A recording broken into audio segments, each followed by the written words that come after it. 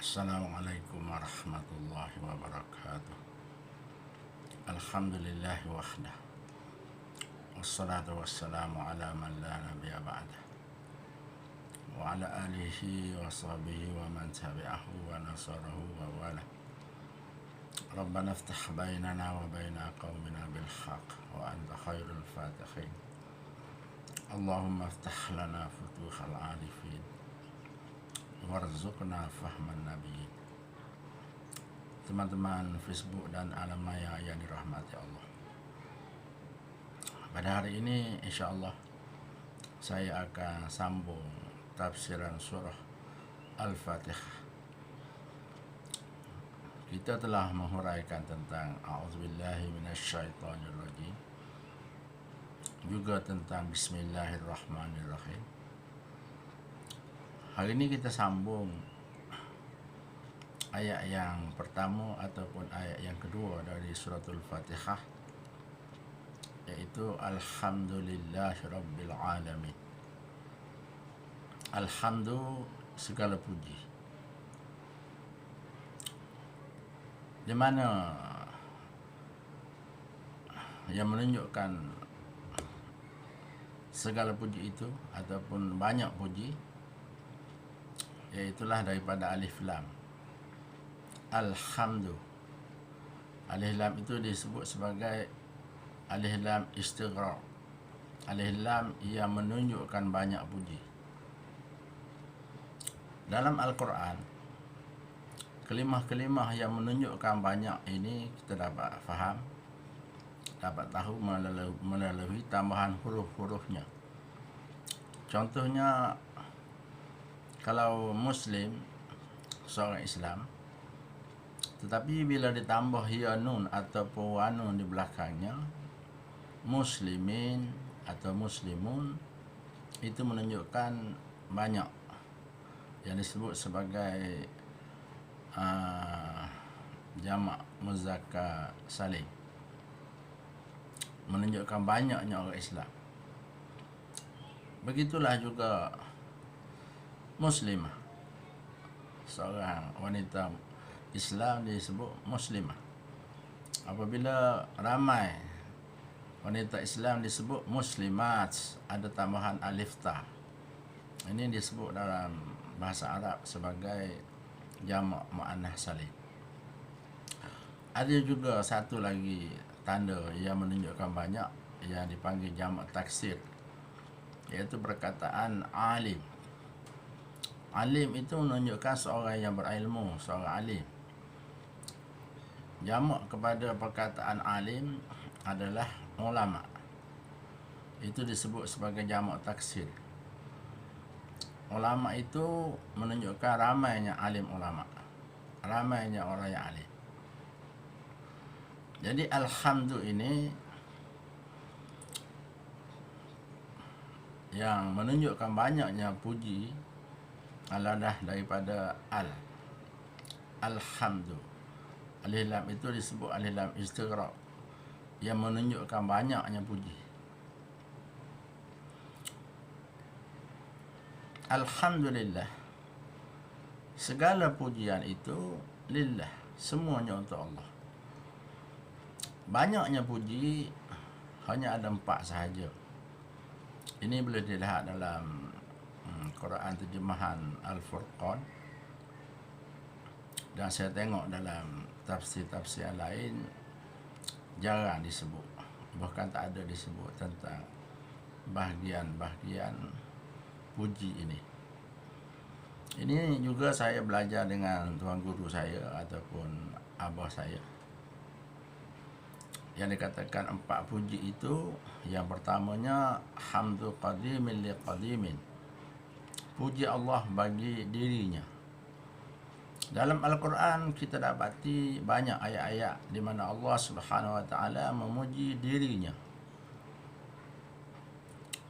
Bagi kita manusia, tidak layak kita memuji diri kita, kerana kita mempunyai banyak kelemahan dan kekurangan.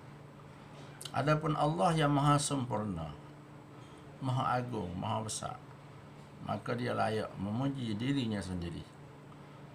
Antara ayat-ayat yang menunjukkan Allah memuji dirinya. Dalam surah Taha, Allah Subhanahu wa taala berfirman, "Innani anallahu la ilaha illa ana fa'budni wa aqimis salata li zikri." Sesungguhnya akulah Allah. Tiada Tuhan selain aku. Maka hendaklah kamu memperhambakan diri kepadaku dan dirikanlah solat supaya kamu sentiasa ingat kepadaku. Itu pujian yang pertama, yaitu puji Allah bagi dirinya. Yang kedua, hamdu qadimin li hadisin. Puji Allah bagi makhluknya. Allah Subhanahu wa taala banyak memuji hamba-hambanya. Dalam Al-Quran kita jumpai ayat-ayat di mana Allah Subhanahu wa taala memuji hambanya. Di antaranya, innallaha yuhibbul ladzina yuqatiluna fi sabilihi shaffa ka'annahum bunyanun marsus.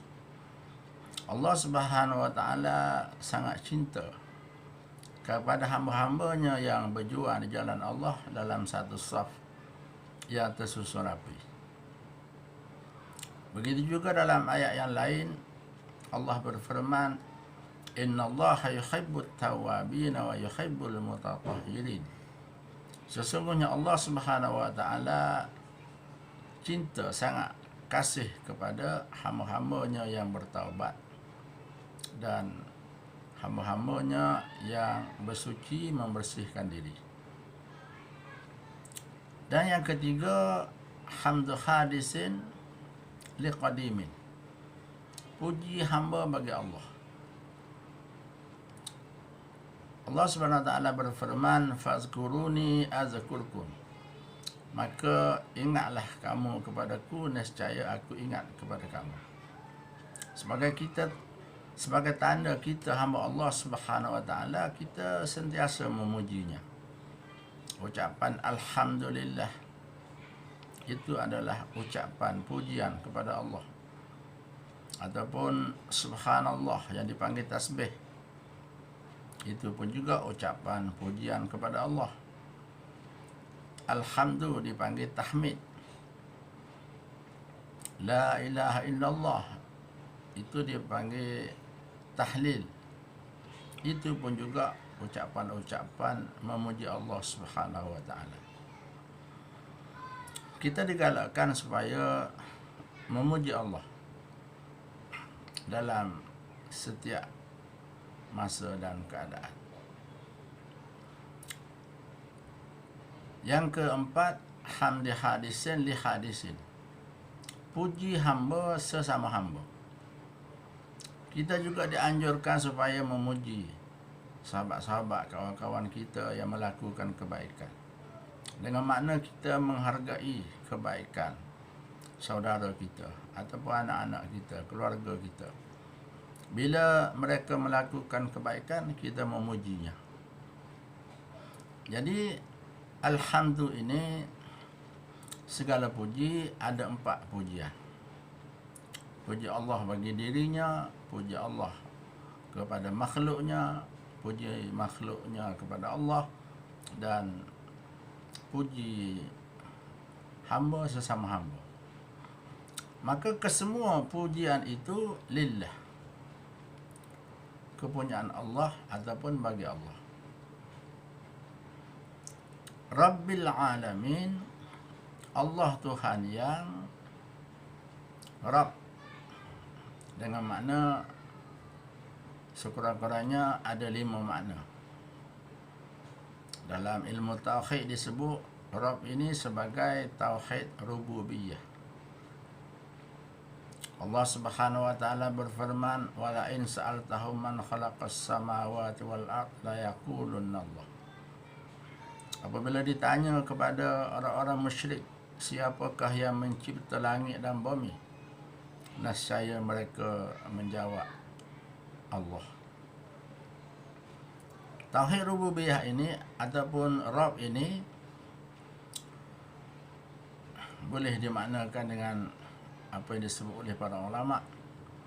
Yang pertama, Allah yang mencipta. Segala makhluk dicipta oleh Allah Subhanahu wa taala. Yang kedua, Allah menghidupkan. Yang ketiga, Allah mematikan. Yang keempat, Allah yang memberi rezeki. Sebagaimana Allah Subhanahu wa taala menyatakan dalam satu ayat, "Wa ma min dabbatin fil ardi illa 'ala Allahi rizqaha." Tidak ada satu makhluk yang merayak di atas muka bumi kecuali Allah memberi rezeki kepadanya. Jadi Rabb ini juga salah satu pengertiannya Allah yang memberi rezeki. Yang kelima, Allah yang mengurus, mentadbir seluruh alam. Jadi perkataan Rabb ini adalah dengan makna Allah yang mencipta, Allah yang menghidupkan, Allah yang mematikan, Allah yang memberi rezeki, dan Allah yang mengurus sekalian alam.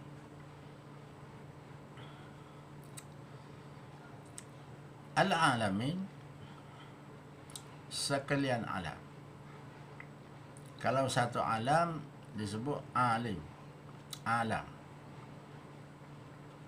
Kalau dibaca alim, orang yang berilmu. Tapi dibaca di atas, baris di atas, alam, maksudnya satu alam. Alamin, sekalian alam.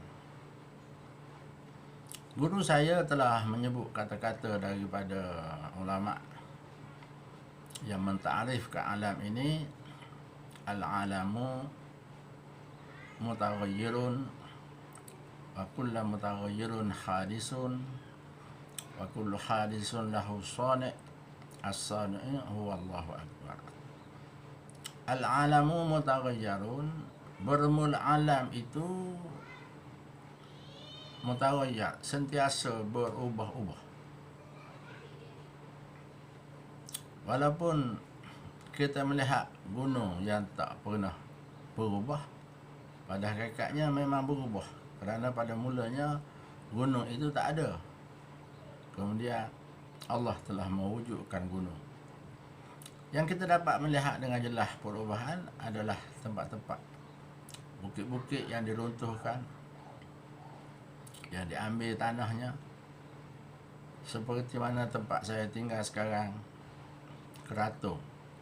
Nama Keratung diambil daripada perkataan kera dan lutung.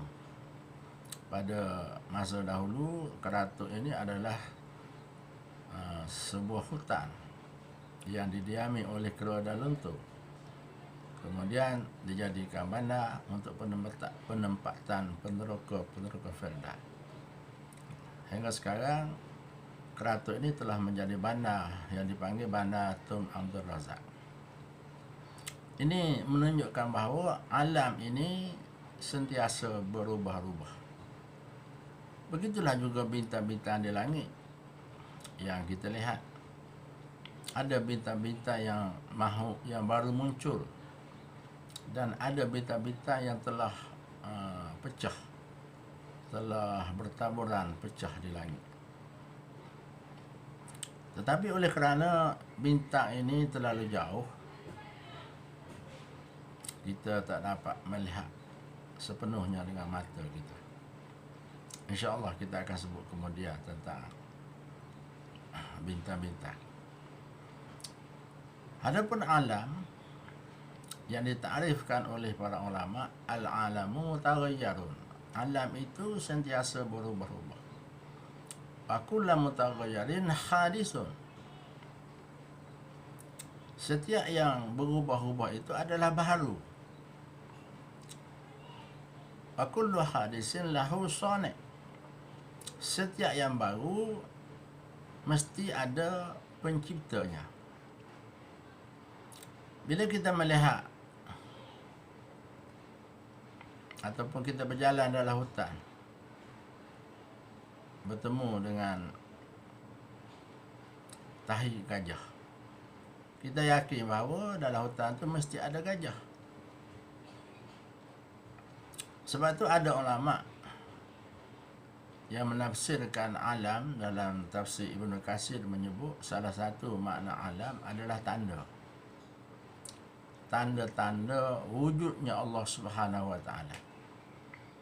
Kalau kita melihat sebuah kapal terbang ataupun drone yang berjalan di langit, maka kita yakin bahawa kapal terbang tersebut mesti, ataupun pesawat tersebut mesti ada pemandunya, ataupun ada orang yang menjaga kawalannya. Jadi akal kita tak boleh terima satu kenderaan yang bergerak, satu binatang yang hidup, tetapi tidak ada yang mengendalikannya. Sebab tu dalam kata-kata ulama ini sebagai tanda menunjukkan alam itu baharu, kita meyakini alam itu ada penciptanya. As-sani'u huwallahu akbar. Adapun pencipta, pembuat alam itu adalah Allah Subhanahu wa taala yang maha besar. Itu di antara makna Rabbi, Rabb, Tuhan yang mencipta, mengurus sekalian alam. Adapun al-alamin yang didatangkan dengan lafaz jamak, seluruh alam, bukan hanya satu alam. Alam langit yang sangat luas yang saya dah sebut,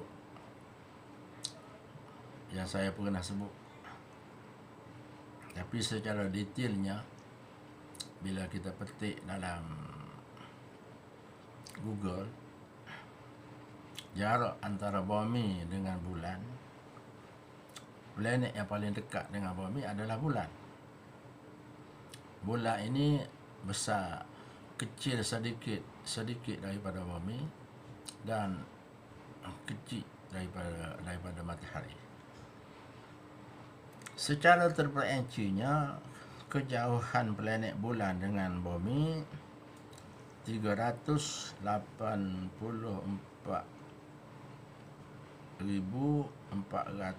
kilometer, ataupun seperti mana saya sebut, lebih kurang 250,000 batu jarak antara bumi dengan bulan.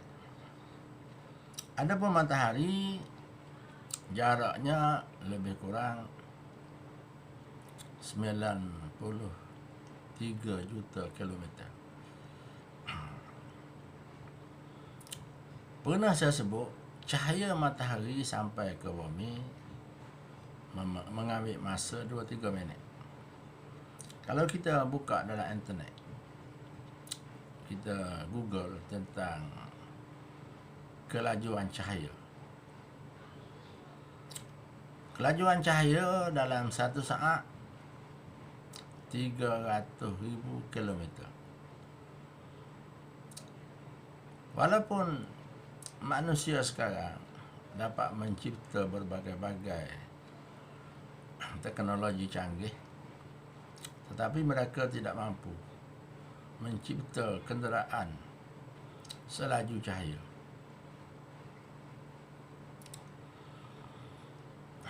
Antara kenderaan yang paling laju iaitulah roket ataupun Apollo yang dihantar ke bulan.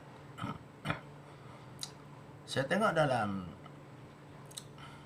internet, kelajuan Apollo lebih kurang 5,000 kilometer satu jam. Itulah kenderaan yang paling laju yang pernah dicipta oleh manusia. Adapun kelajuan cahaya, satu kenderaan yang dinaiki oleh Nabi SAW pada malam Isra wal Mi'raj, perjalanan Nabi daripada Mekah ke Baitul Maqdis dengan menunggangi borak. Borak itu dalam bahasa Melayunya kilat. Dalam kitab-kitab lama menyebut kelajuan borak seperti kilat. Selangkah borak saujana mata memandang. Maknanya, kesimpulannya, borak ini perjalanannya, kelajuannya lebih kurang kelajuan cahaya. Dalam kitab-kitab sebut kilat. Kelajuan cahaya satu saat 300,000 kilometer. Dan kalau tuan-tuan, saudara teman-teman Facebook, petik dalam Google tentang jumlah bintang yang ada di langit, kita akan menemui jawapan mengatakan bahawa bintang-bintang yang berada di langit lebih banyak daripada pasir-pasir yang ada di seluruh pantai di seluruh dunia.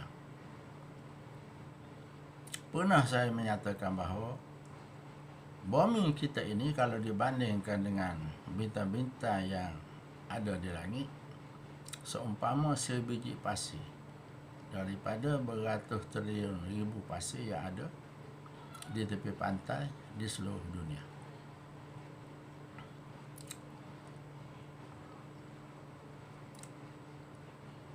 Maka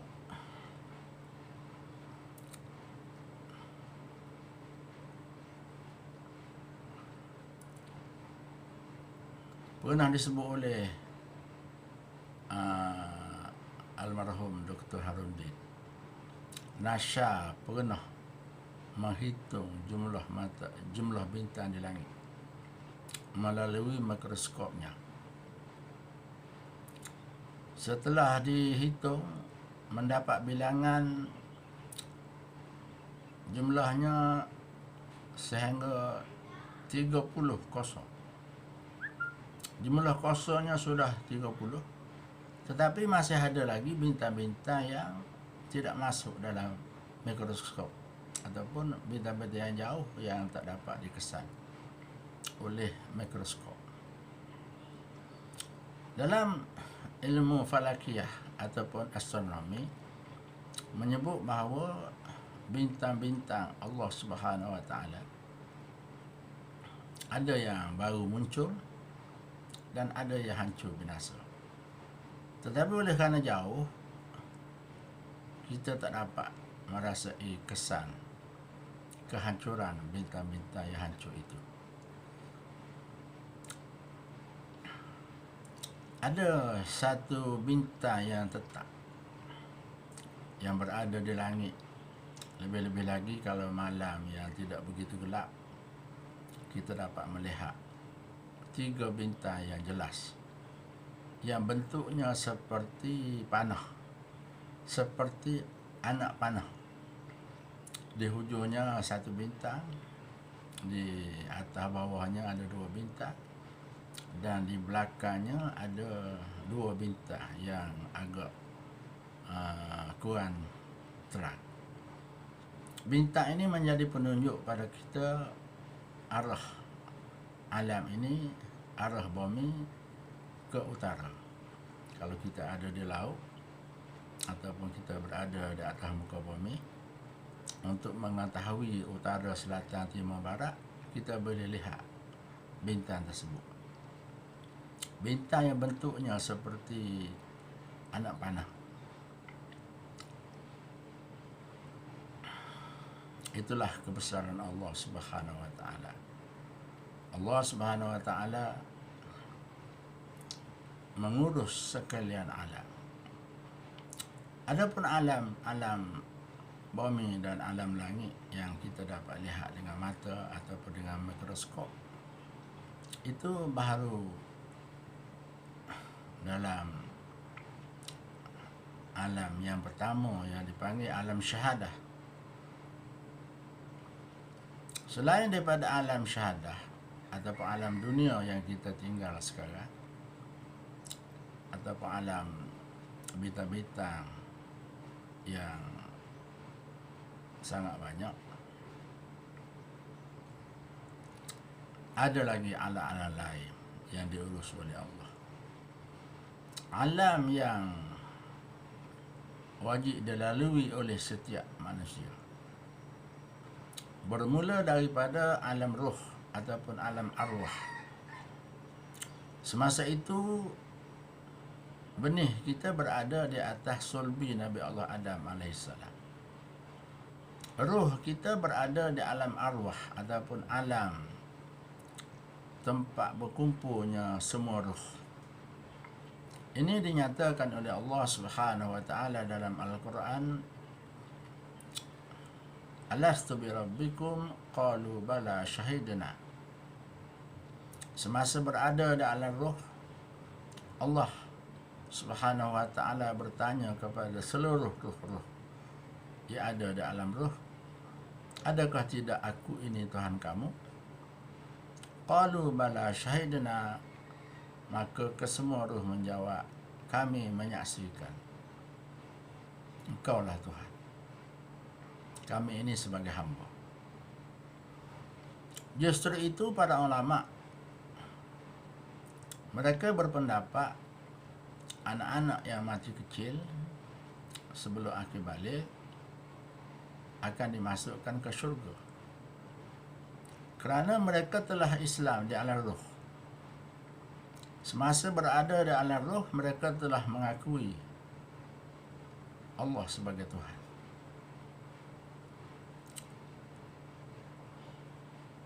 Begitu juga dalam hadis yang sahih riwayat Imam Abu Daud, Rasulullah SAW bersabda, kullu mauludin yuladu alal fitrah fa abawahu yahwidanihi aw yumajjisanihi aw yunasiranihi atau kama qala Nabi sallallahu alaihi wasallam. Maksudnya setiap anak yang dilahirkan alal fitrah, di atas fitrah. Fitrah iaitu fitratul Islam. Maka kedua ibu bapanya lah yang membiarkan anak tersebut menjadi Yahudi, menjadi Nasara ataupun menjadi Majusi. Hadis ini menunjukkan bahawa semua manusia, sama ada anak orang-orang Islam ataupun orang-orang yang bukan Islam, dilahirkan di atas fitrah Islam. Justru itu para ulama berpendapat anak-anak yang mati kecil, walaupun anak bukan Islam, dia adalah dikira Islam dan dimasukkan ke dalam syurga. Pada hari ini sekadar itulah saja yang dapat saya huraikan Suratul Fatihah dalam siri yang ketiga ini, dan insyaAllah kita akan sambung lagi di masa akan datang insyaAllah. Wabillahi taufiq wal hidayah. Wassalamualaikum warahmatullahi wabarakatuh.